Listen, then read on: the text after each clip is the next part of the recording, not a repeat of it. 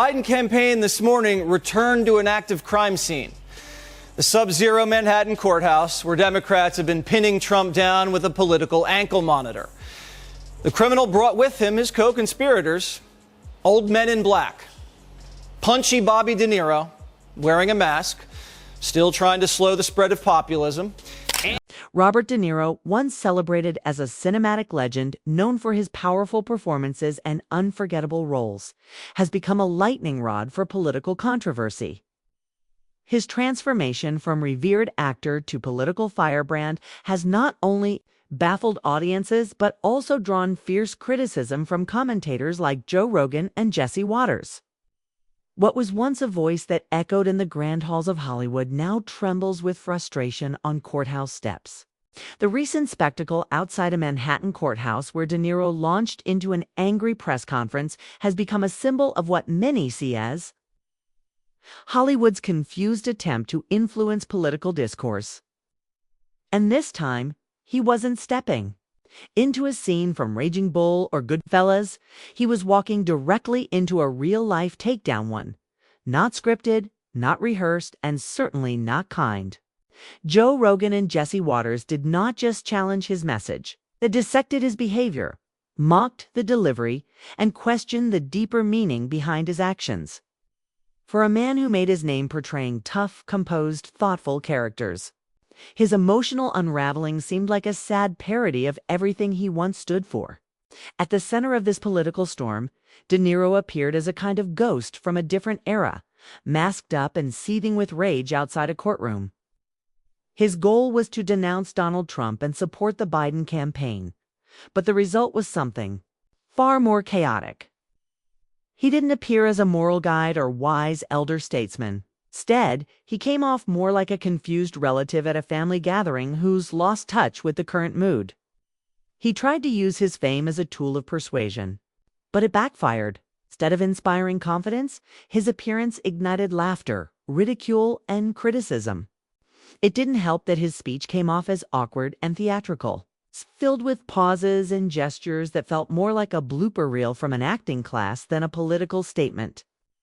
Joe Rogan, known for his calm yet cutting commentary, watched the event unfold with a mix of confusion and amusement. He remarked that watching De Niro speak was like watching a psychological case study. Rogan, who respects raw honesty over showy performances, saw in De Niro's speech the exact opposite: a man clinging to old scripts, trying to remain relevant in a world that has moved past celebrity politics. Watters, on the other hand, didn't hold back. With his usual smirk and biting sarcasm, he tore into De Niro's press conference. Watters pointed out the absurdity of an actor playing mob bosses now trying to be the voice of reason. He mocked De Niro's contradictions. The man who once said to keep your mouth shut is now shouting at crowds, hoping they'll listen. Noted how ridiculous it looked for an 8-year-old Hollywood millionaire to stand outside a courthouse and compare Donald Trump to 9/11s, a statement so outrageous even liberal media personalities looked uncomfortable. The whole thing, according to Watters, felt less like political advocacy and more like a bad scene from a forgotten drama. De Niro, who once carried scenes with a glance or a word, now struggles to keep attention without screaming. His voice, once deep and commanding, trembled with rage and desperation.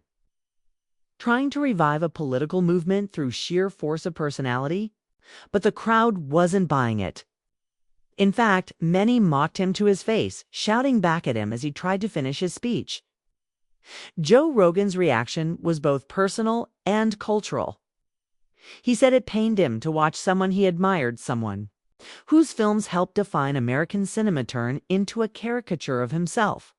De Niro's anger, Rogan noted, didn't come across as righteous or grounded. It felt like performance art gone wrong. This wasn't calmly making a case for change. This was shouting slogans and pointing fingers. Rogan explained how this kind of political shouting from celebrities rarely helps. In fact, it often pushes people away. When De Niro speaks, Rogan said, "It's hard not to want to change the channel just to enjoy Taxi Driver without cringing." The dissonance between De Niro's character's calm, collected and powerful, and his real-life persona, angry, ranting, and confused, is too great to ignore. Rogan sees it as a warning sign. When people stop challenging your ideas because you're famous, you start to believe your own press. And that's where things go wrong. De Niro has become a case study in what happens when cultural icons lose their sense of place. Once praised for his acting, he now seems to believe that every opinion he shares is gold. But outside the bubble of Hollywood, the reception is colder. The applause he once received on stage now turns into jeers on the street. And when he tries to reclaim relevance by shouting into microphones, it only adds fuel to the fire. Jesse Watters turned this contradiction into a comedy bit, asking why we're taking political advice from someone who hasn't done their own shopping in decades. Watters pointed out how out of touch De Niro sounded when talking about everyday struggles while living a life of luxury in New York's most expensive neighborhoods. He said that when De Niro yells about democracy, it feels less like a call to action and more like a tantrum from someone who's used to getting his way.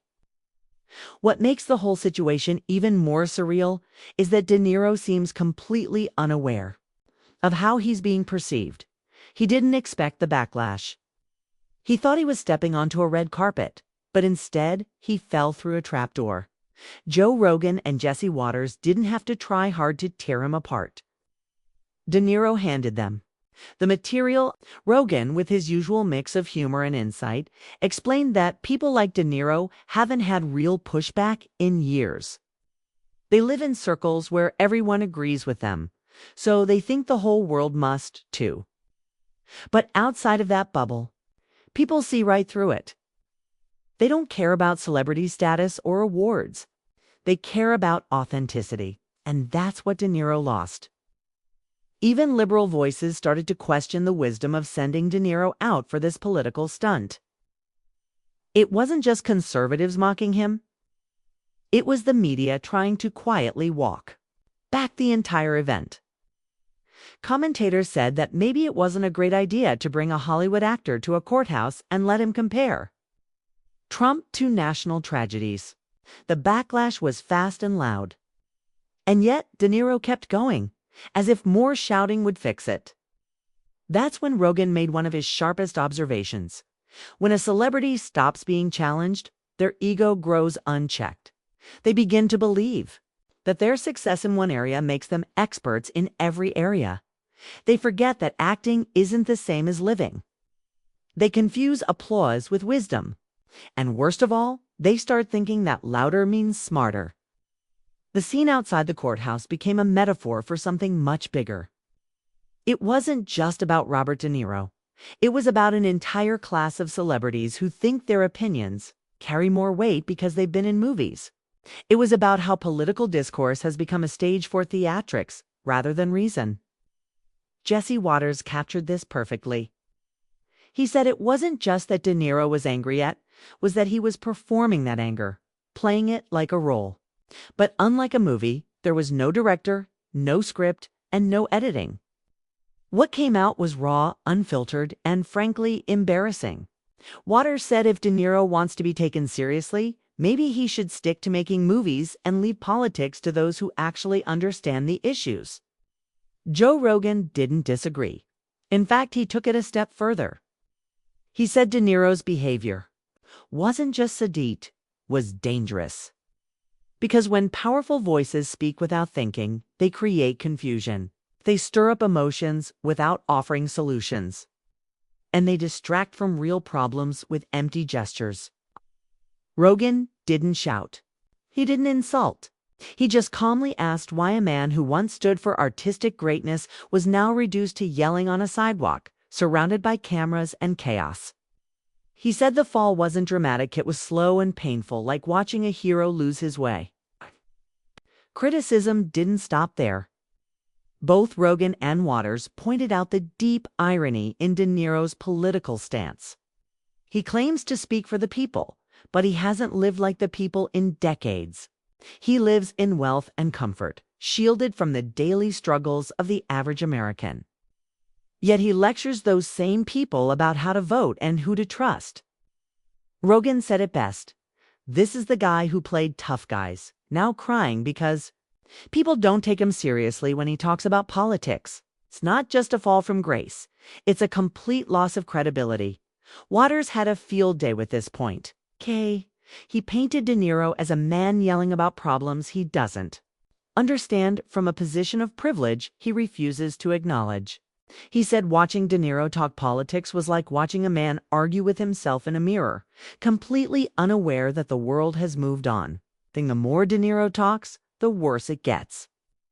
Every interview, every press conference, every angry rant only deepens the gap between who he was and who he's become. Joe Rogan wrapped it all up with a sigh and a smirk. He said this isn't just about De Niro. It's about a larger pattern. It's about celebrities who think their job is to tell the world how to think. But the truth is, people are tired of being lectured. They want honesty, not drama. They want real talk, not rehearsed speeches. Rogan said the best thing people like De Niro can do is step back, let others speak, and maybe just enjoy the legacy they've already built. Because every time they step into the political arena, they risk losing the respect they once had. As for Jesse Watters, he ended his commentary with a challenge. He said if De Niro really wants to make a difference, he should start by listening instead of shouting. He should talk to real people, not cameras. He should understand the issues before giving speeches about them. Because if he doesn't, he'll keep getting roasted, not just by Rogan and Watters, but by the very people he claims to represent. In the end, Robert De Niro didn't get the moment he was hoping for. Instead of rallying support, he became a cautionary tale. Instead of making headlines for his message, he made headlines for the backlash. Joe Rogan and Jesse Watters didn't have to destroy him. He did that on his own. They just pointed it out with sharp wit and painful accuracy. The legend became the punchline. And in a world that values authenticity over fame, that may be the biggest fall of all. As the public watched this entire incident unfold, what they saw was not a man passionately defending democracy, but rather a man clinging to a fading spotlight. De Niro